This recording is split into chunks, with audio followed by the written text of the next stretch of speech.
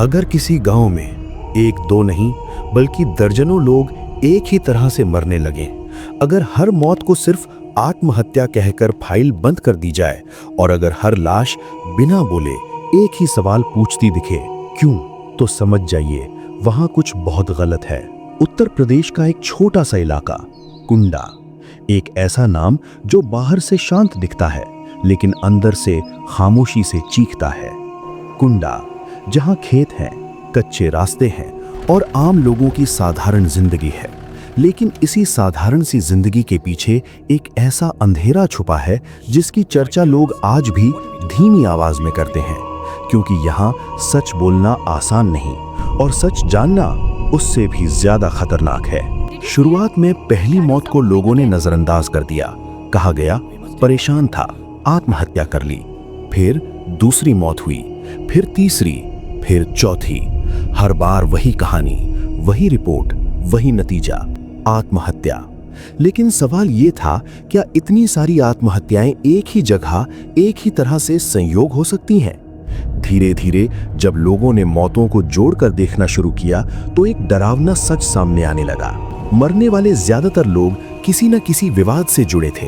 कुछ जमीन के मामलों में थे, कुछ केस लड़ रहे थे और कुछ ताकतवर लोगों के सामने खड़े होने की हिम्मत कर बैठे थे। और हर बार जांच अधूरी रही, पोस्टमार्टम जल्दी निपटा दिया गया, गवाह चुप हो गए। गांव में एक बात फैल गई, कुंडा में ज्यादा जानने की कोशिश मत करो। लेकिन इन सब मौतों के बीच एक घटना ऐसी थी जिसने पूरे राज्य को हिला दिया।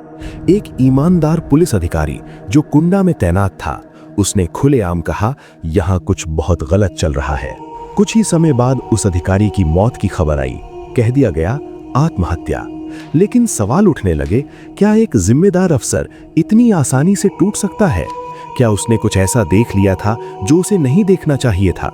या फिर सच के बहुत करीब पहुंच जाना उसकी सबसे बड़ी गलती बन गया? मीडिया ने सवाल उठाए, देश भर में हंगामा हुआ, जांच के आदेश दिए गए, लेकिन हर जांच किसी धुंध में खो गई। फाइलें इधर उधर हो गईं, बयान बदल गए, गवाह पलट गए। धीरे धीरे खबरें बंद होने लगी और कुंडा फिर से खामोश हो गया। आज भी अगर आप कुंडा जाएं तो लोग कैमरा देखकर पीछे हट जाते हैं।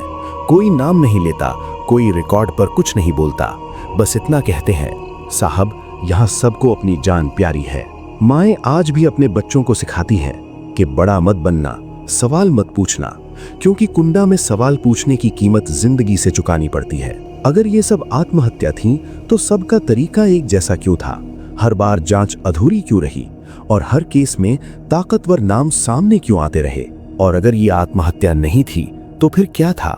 एक डर का सिस्टम, एक संगठित साजिश, या फिर ऐसा सच जिसे बाहर आने से पहले ही दबा दिया गया?